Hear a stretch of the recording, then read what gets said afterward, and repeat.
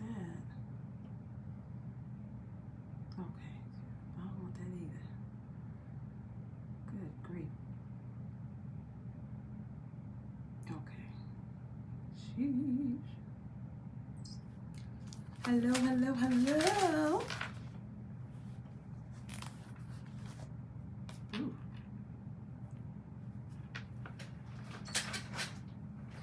Hello and good evening. I can't believe it's Thursday. This week is just flying by. I'll give you guys a couple minutes.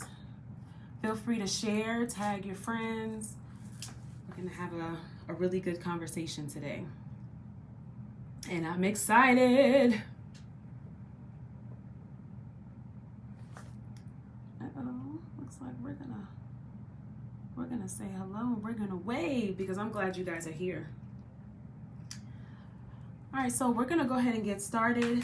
I really don't want to hold y'all very long. I usually don't do this for any longer than 30 minutes, if that.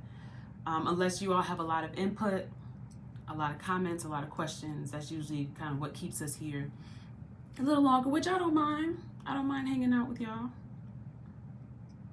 It's been a long day, but we're good. We're good. All right, so as usual, please feel free to comment. I would like this to be a discussion. I'm really not good at talking at you guys. I would love for, I'm okay with the, I felt that, with the yes ma'am, with the let's go, how you feel about anything that I talk about, any questions that you have. I would love for you to share that with us today. Also, I want to know how your day went. Did you work today? Were you off? Did you relax? Are you on vacation right now? Are you tuning in just because you want to support, but you really you're multitasking? Like, what's going on today? How we doing?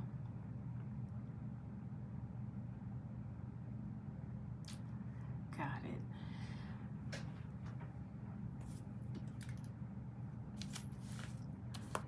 So the reason why I do a check-in, not only, I could definitely just come up here and just start talking, but I'm here because what I want to do is I want to get an opportunity to learn. One, how you, oh no, Lakeisha said life is stressful up here.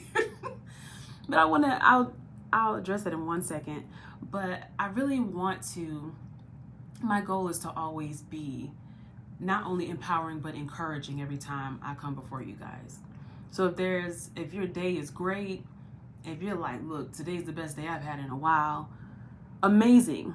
Like, I love celebrating the wins of other people. If today, like Lakeisha said, is stressful over here, I'm here to encourage you today. And it's not always going to be what you want to hear. But at the end of the day, every opportunity, every stressful moment is an opportunity for growth. Right? Whether or not it's between, you and your significant other, or on your job, or with your family, with your kids. Kids can stress you out. I'm not even gonna lie. They're amazing, but they can stress you out. There's always an opportunity for growth, always an opportunity to shift your perspective, right? And that definitely does not mean stress doesn't happen. That definitely doesn't mean that things are not gonna happen that's gonna make you question, where am I? How did I get here? Right? But at the end of the day, the goal should be always, how can I grow from this? Like, that's what changes a day from a bad day to a day that I remember when I made a pivot in my life, when I made a pivot in my mindset. But thank you for sharing that, because we all have them. We all have the days that are stressful and we're just like, it feels like a whirlwind and we're like, what is going on? And that's okay. There's nothing wrong with saying that you had a rough day. There's nothing wrong with saying life right now is rough. There's nothing wrong with that. But my goal and my hope is that you find some light, you find some peace, and you find an opportunity to rest, even in the midst of all of that stress. So, a quick recap as we kind of get started here. Like I said, I definitely don't want to keep y'all too long, but this is a topic that I was requested to do part 2 for. So I want to make sure that I am timely. Isha! Hey, girl. So if this is your first time joining me on one of these sessions, this is session number 4. We talked about fear and how not to let it control your life. We talked about joy and just finding moments of joy in your life and finding it within. There are so many of us that are looking for other people to bring us joy. But it has to come from within, otherwise it's temporary. Otherwise it can change if the situation changes. It can change if our environment changes. But joy on the inside is permanent because it's a choice. It's a daily choice for us to really be joy and not just have joy, right? Because there's a difference. There's a difference between today I have joy because everything is going well, rather than I have joy, period, because I already know that no matter what it looks like today, it's not always going to be like this. I know that I have joy because, yeah, I might be struggling right now, but guess what?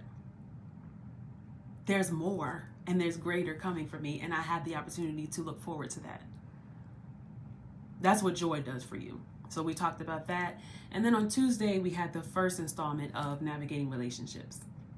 So we talked about a couple things about relationships, but really just dealing with conflict. And we had some really great questions, which I wanted to start off with before we went into part 2 today.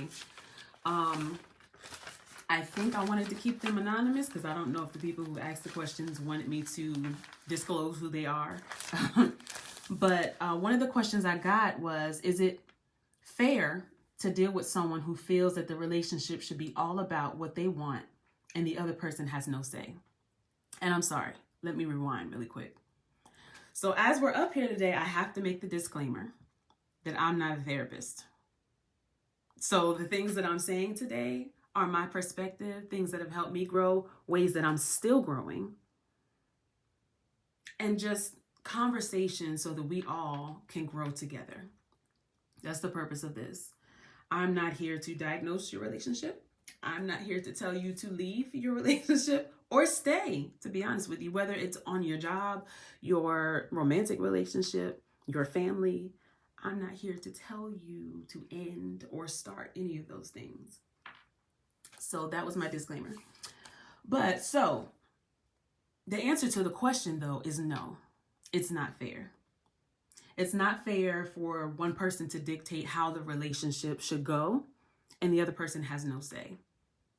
Like no say?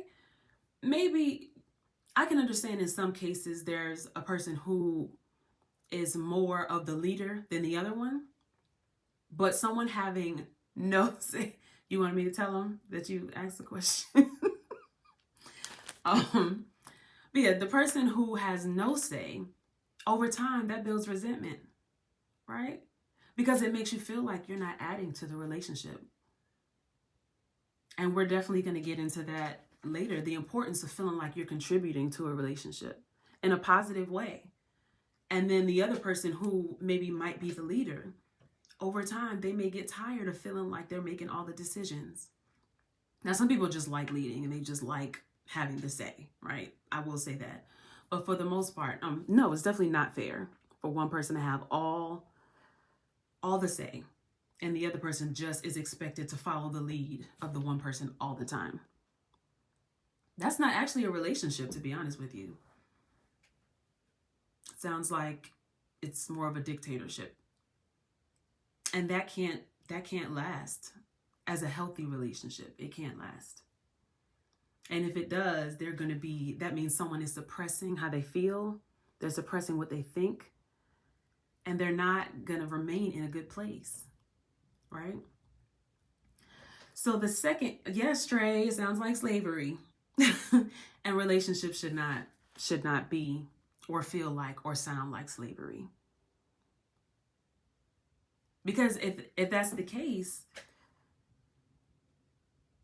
and it's going to come to, I'm going to ask the actual question later on, but if you feel like you're in a relationship that feels like slavery, you have to determine if that's making you happy, if that's fulfilling or adding to your life, the quality of your life.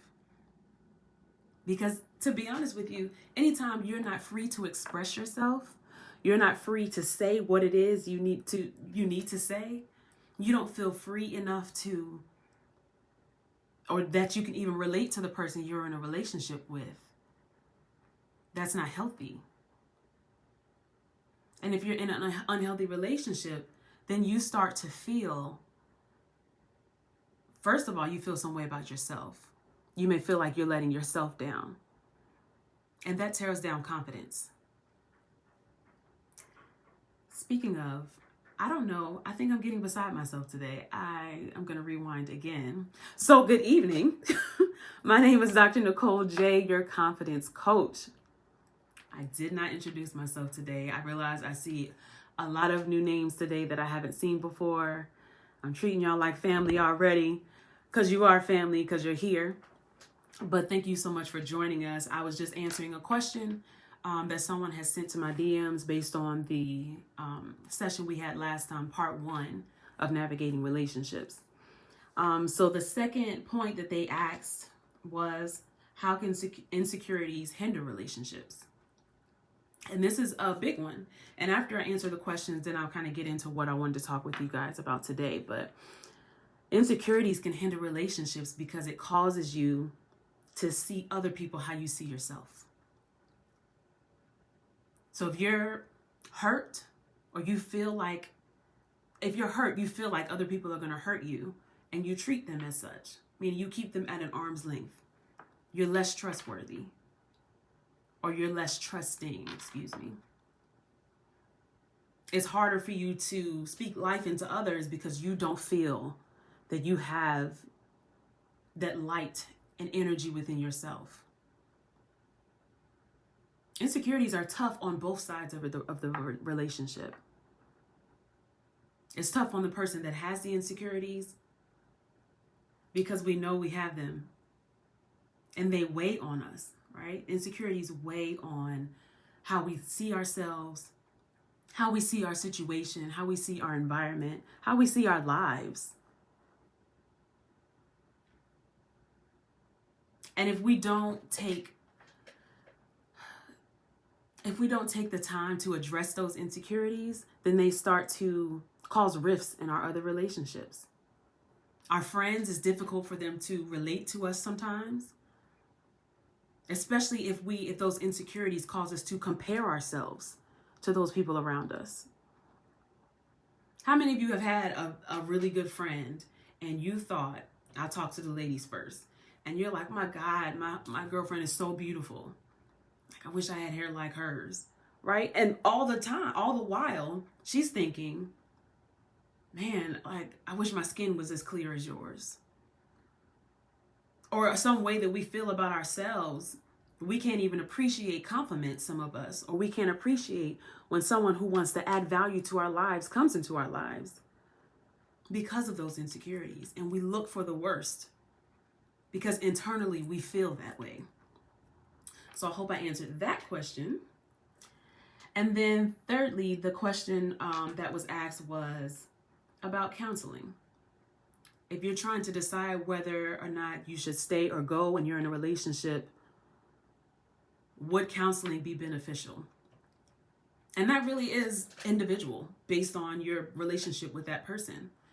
And of course, I'm assuming that we're talking about romantic relationships when we get into counseling. This is also important because it depends on if you see yourself with this person long term. Like if we're just getting into a relationship and I'm really not sure about you, counseling doesn't make sense, right? But if you're in a relationship and you feel like this is somebody that you could spend your life with or that you want to spend your time with, that you want to give your energy to, right? And you're in it together. That's that's definitely important, because you wanting counseling and you wanting to fix things and the other person is really not interested, that makes the relationship really hard when you want to go to counseling, when you think counseling is necessary and they don't see it because they don't see themselves with you.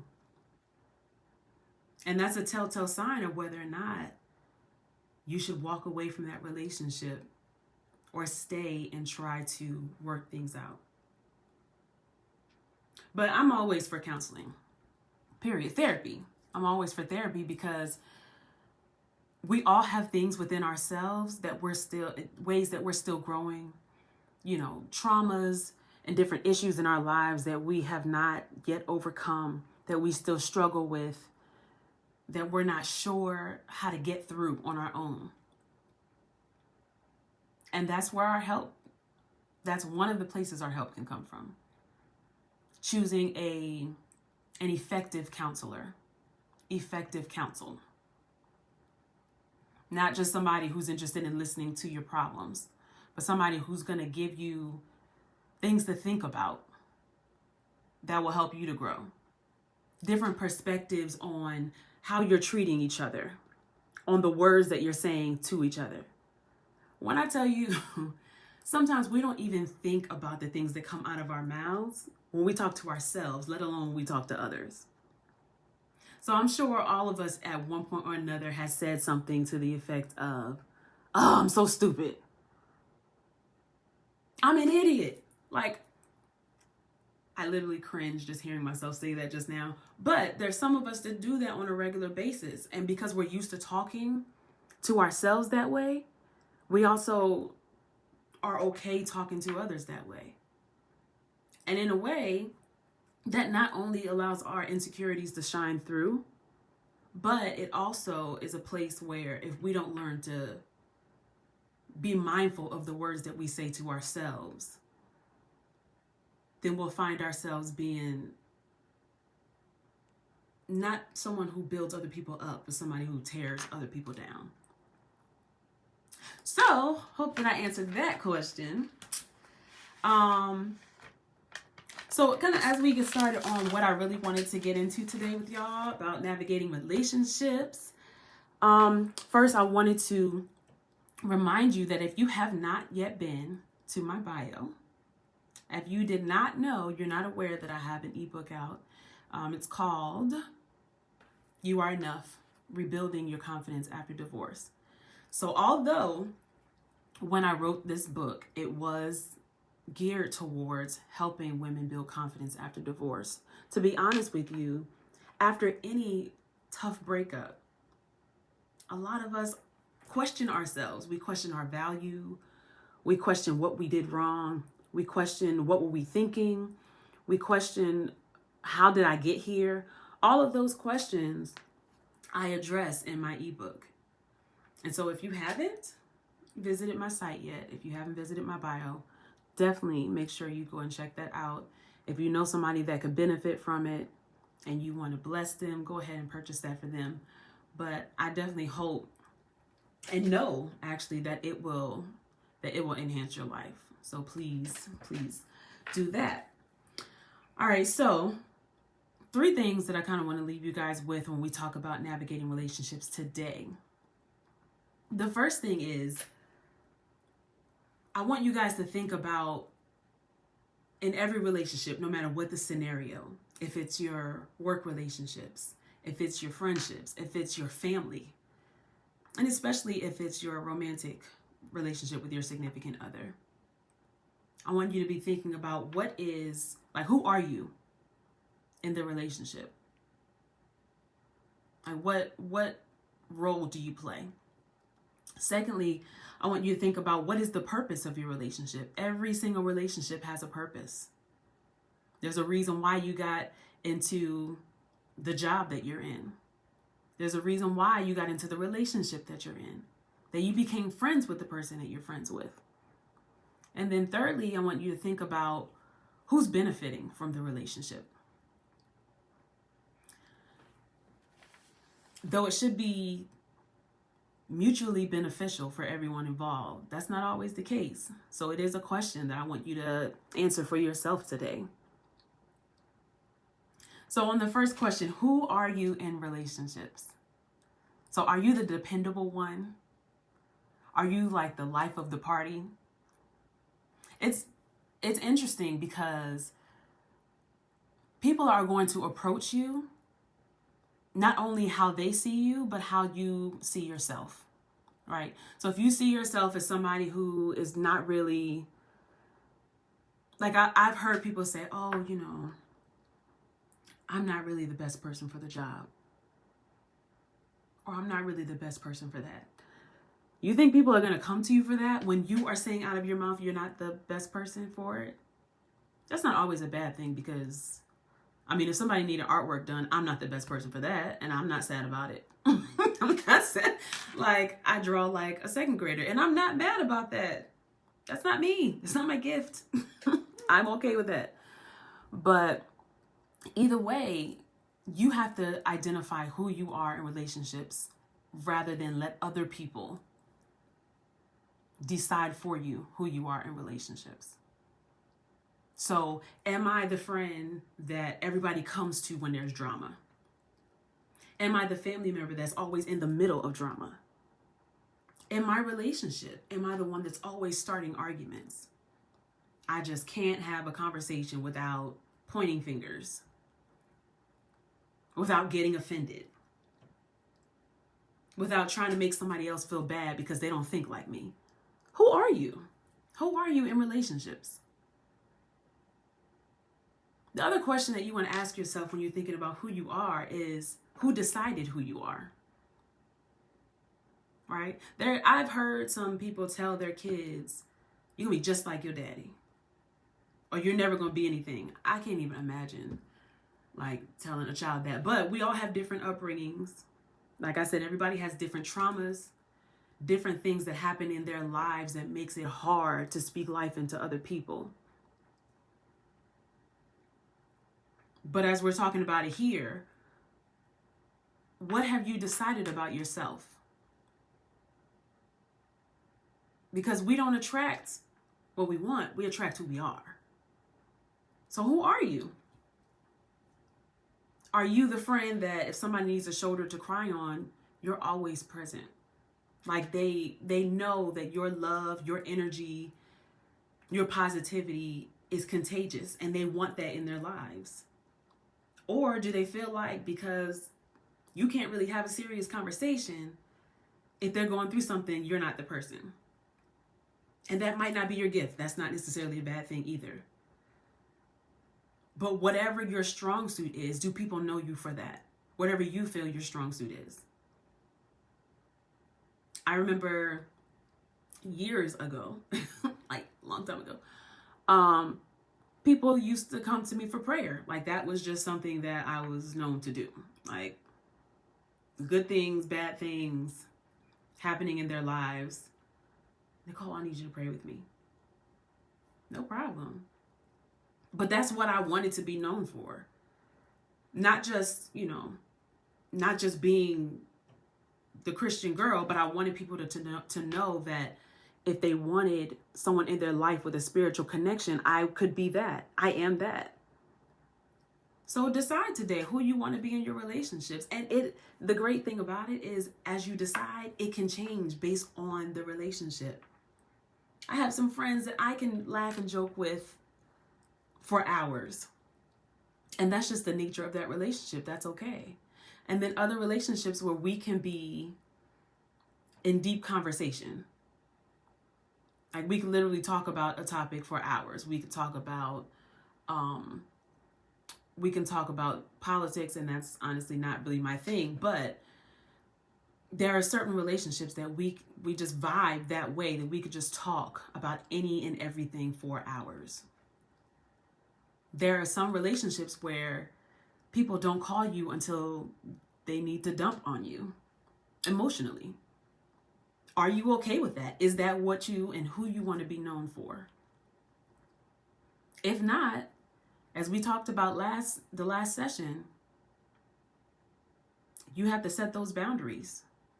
And you have to let people know and teach people how to treat you, how to approach you, how to address you. Can that be hard sometimes? For some of us, yes.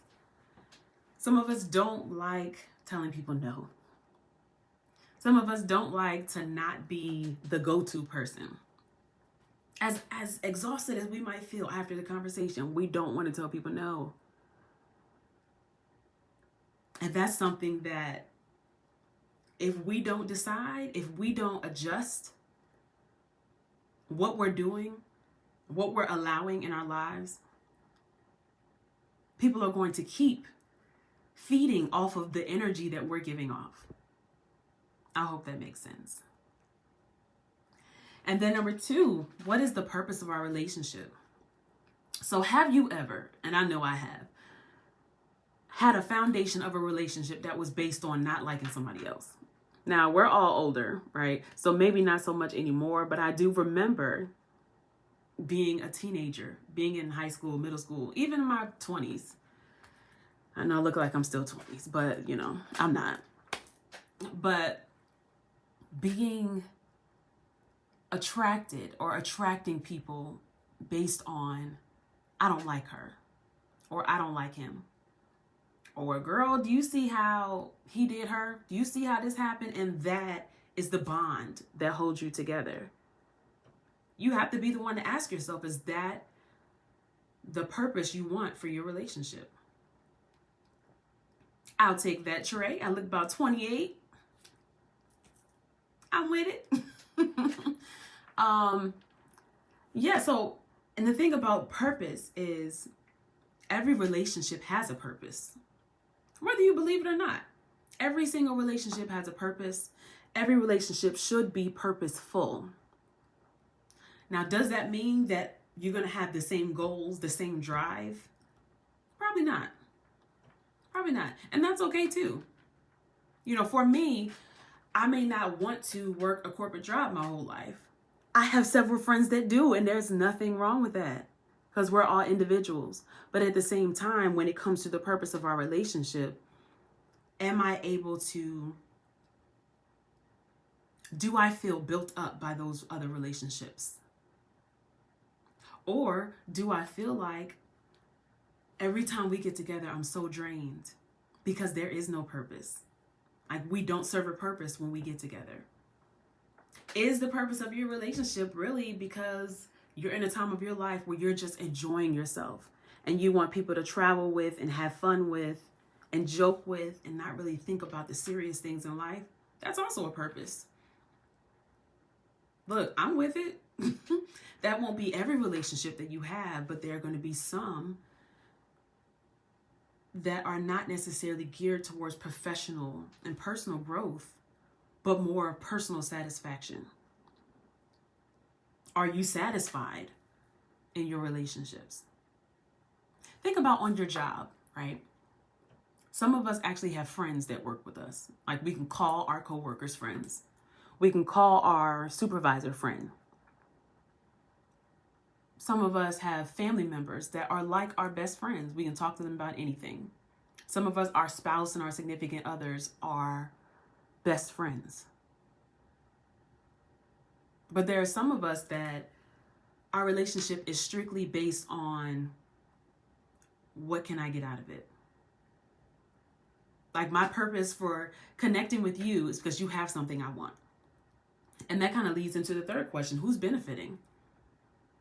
Did you decide to get into the relationship because you saw something that the other person wanted that you, or what they have that you want? Trey said that goes from family, friends. Yeah, that goes for everybody. And the reason why we have to take note, we have to really start to look at this and think about it, is because our relationships determine the quality of our lives. If we're not satisfied with the people we surround ourselves with, if we feel like the relationships that we're in are not helping us get to the next level in our lives, and for the most part, we all care about going to the next level in our lives, whether it's promotions on our job, whether it's really having a stronger family bond. Whether it's really getting to know your significant other so that you can have a genuine, loving, caring relationship. But they may not be here for that, right? They may be here for a good time temporarily. You have to be able to discern that. And when you have a hard time discerning those things, that's when it becomes difficult in the relationship. You feel like there's a lot of push and pull. You feel like there's always difficulty, right? Because you have different purposes and goals. There are some relationships that one person is like, I'm about that bag. I'm just trying to make this money. And because I want to take care of my family. Hey, cousin. Because I want to take care of my family. Where the other person is like, what I need is quality time. I don't care about the money. But the purpose that both of you decide, each person decides for themselves what purpose they want to get out of the relationship. But in order for it to work, you have to be on the same page. Relationships have so much tension and resentment is built up when you feel like relationships are all about what you want. And that kind of goes back to the question that Trey asked. No, it can't be one-sided. Relationships cannot be one-sided or they don't last. And so the 3 questions as we kind of recap before we end was, who are you in relationships? What is your role? What's the purpose of the relationship? And then thirdly, who's benefiting? Because it can't be all about you giving. Those of us who are givers, and we're the ones who will hold on to the relationship until we can't hold on no more, regardless of what it feels like. We can't be the one that's always taking. The one that's okay with people giving up their time, their resources. And we just, hey, you want to give it, I'm here to take it. At some point, we have to be willing to offer something of ourselves. But at the end of the day, nobody decides the quality of your relationships but you. And if it's not serving you, that's when you decide either it's time for me to walk away or it's time for me to set new boundaries. And it can be hard for people to shift. When you've been a certain way for years and you decide I want better, you decide I want more for me, you decide that we can do better, especially if you're married. Like that's when it becomes hard, when you're growing and your significant other is not necessarily growing, but you want better for the both of you. That means that it's time to reevaluate and come together and discuss that reevaluation and then work together to make the changes. Because you can't change a relationship by yourself. You can't necessarily change the way somebody sees you by yourself. Like not just by what you say. People want to see action. If I tell you that, man, I'm trying to lose this weight, and this is just a very small example, but I'm trying to lose this weight. And every time you see me, I got a piece of cake, I got cookies. You can't trust nothing I'm saying. Like, you can't help me if if I'm not willing to help myself. And that's how relationships are. If you are working on yourself, which we all are, we're all working on ourselves, and you feel like the growth that you want to see is not happening, then that means there's something else that you should be shifting, you should be changing in you. Because your situation doesn't change until you not only decide to change, but until you start to put in the work so you can change. And as I mentioned before, it all starts in the mind. When you change your mindset, you change your life. Trey said you have to drop the I's for we. It's only right when trying to grow together. That is also very true. Anytime you're in a partnership with someone else, it can't be just about what I want, what I feel, what I desire. Yes, you have your desires, you have your wants. That is perfectly normal. You should. You can't just conform to what other people want. But when you're trying to grow together, it has to be we. We can do this. We should be. Together, we have to. And you'll find that the more that you are growing together, the easier it is to change your environment, to change your situation. So I hope that you guys got some value out of what we talked about today. Please feel free to drop me any DMs on any questions that you have. We are going to be on a different topic on Tuesday, but I appreciate y'all again for showing up, for commenting, for not letting me sit up here and talk to myself the whole time. I don't like talking to myself, y'all. I like conversation. I like feeling like I have other people engaging with me. So thank you.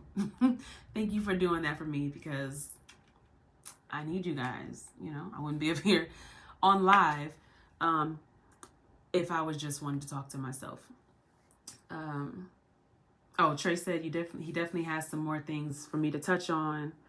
Oh, and he loves hearing things from a woman's perspective. And that's the other important thing, that when I come up here and talk with you guys, it's not just all about me talking to the ladies. It's not all about just me talking to, you know, women who have gone through things in relationships, because at the end of the day, we all can benefit from the perspective of the other, right? And so that's why we're here. Yes, ma'am. So, of course, again, before we end today, please go ahead and visit the link in my bio, my link tree, which will give you the link to my website where you can purchase my ebook, which is called You Are Enough, Rebuilding Your Confidence After Divorce. And I'll put that disclaimer here again. It's not just for people who have been divorced, but people who have been in relationships where they might have felt like they lost themselves, where they might have felt like they lost their confidence after the relationship ended, and need kind of a roadmap or a blueprint to get back to a place where they feel like they can be themselves again, where they feel like they can go after their dreams and goals again. So I look forward to seeing you guys on Tuesday. Thank you so much for joining me again. Have a great weekend. Talk to you guys soon.